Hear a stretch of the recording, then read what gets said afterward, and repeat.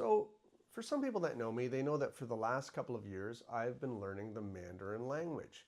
And in the process, I've also developed an interest in Eastern philosophy. It's just something that we don't really get exposed to in the West, but the influence of the ancient sages such as Lao Tzu or Confucius was huge in the East. And much of it predates even our most revered Greek philosophers such as Plato or Aristotle, and they go back as far as 500-600 BC. In fact, when you hear people say things like, go with the flow, or a journey of 1,000 miles starts beneath one's feet, they likely have no idea that they're quoting ideas that are at least 24 centuries old. So today, I just wanted to give you a quick overview of Lao Tzu. Some call him Laozi. Who was he? Why does he matter?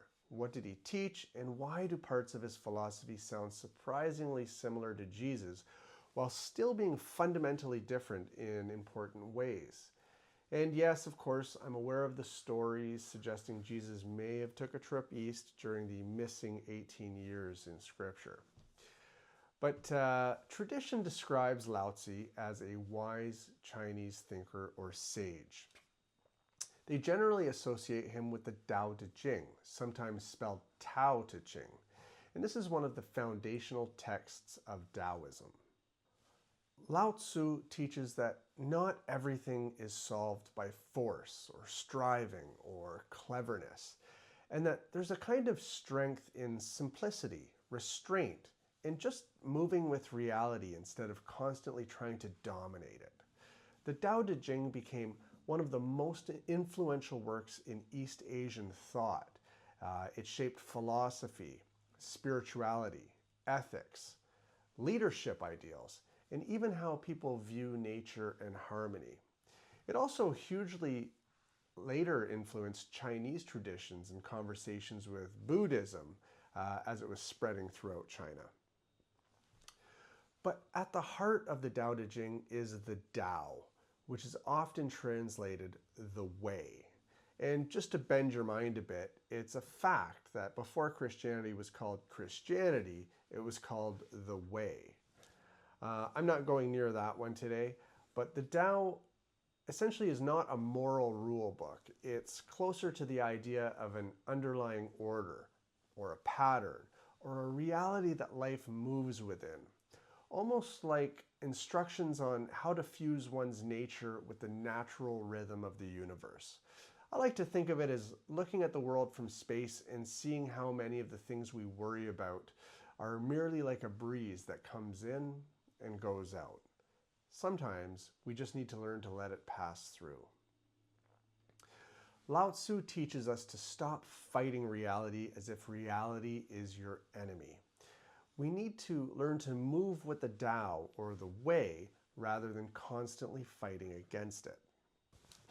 Maybe you've heard of the famous concept of wu-wei, which is often translated as non-action. You can also think of it as not forcing, or not trying to control everything, not turning every situation into a power struggle. It's action that isn't tense or ego-driven. Think of the flow of water. Think about trying to protect your property or a building by a dam, trying to stop a river that's overflowing. Once you apply this force of a dam against the water, you're going to spend the rest of your time fighting the cracks where the water slips through. Wouldn't it just be better to redirect the flow of water so that it can release its highest and best use while at the same time avoiding your land? Another reoccurring theme he uses is the power of softness. Lao Tzu repeatedly introduces ideas that might run contrary to our natural instincts. He teaches that the soft can outlast the hard, and the low can overcome the high, and what looks weak can be stronger than what looks aggressive. Again, just to use the example of water, it's soft, but over time it wears down stone. Now, apply that to the softer qualities that we can develop as humans, like humility, patience, restraint, or just the appreciation of simplicity. And just to make a more practical example of these concepts, think about that coworker who's always seems to be conniving or insincere. Instead of pushing back impulsively, let things unfold. Over time, that person may burn out or strain too many relationships or simply lose influence. You may be grateful you resisted the urge to escalate things with them. Or think of that aggressive driver who cuts in front of you. Rather than letting their impatience trigger you, practicing wu-wei, or not forcing, can serve you far better. You keep your composure, you protect your peace and attention, and you arrive with your peace intact. Anchoring your mind in the Tao means choosing steadiness over reaction, and remembering that we rarely know what's going on with someone else or what they're carrying. Who knows? Maybe that aggressive driver was on their way to the hospital for an emergency.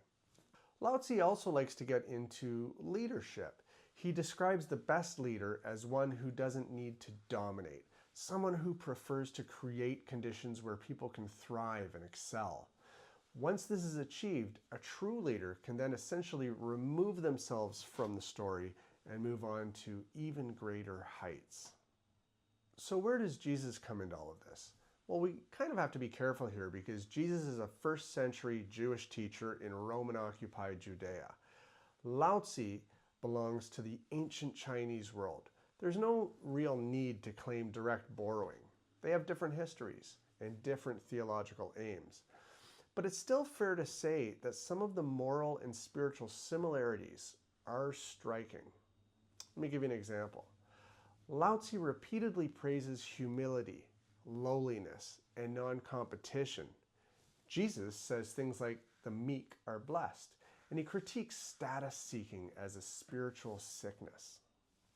Lao Tzu warns that grasping for power destroys your peace. Jesus warns that gaining the world can cost the soul, and he keeps recentering life on the inner person rather than the outward conquest for more.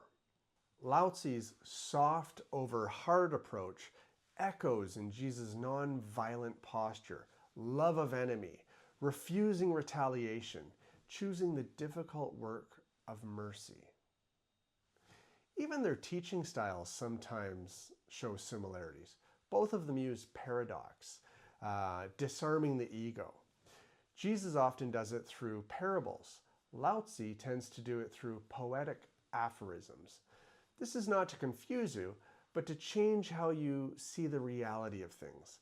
Lao Tzu's not really talking about a personal God. Rather, he's referring more to a universal way, an underlying pattern of reality that you need to align yourself with. You see, the deepest power is not the power that crushes. It's the power that heals, yields, it endures, and hopefully it transforms you and others around you.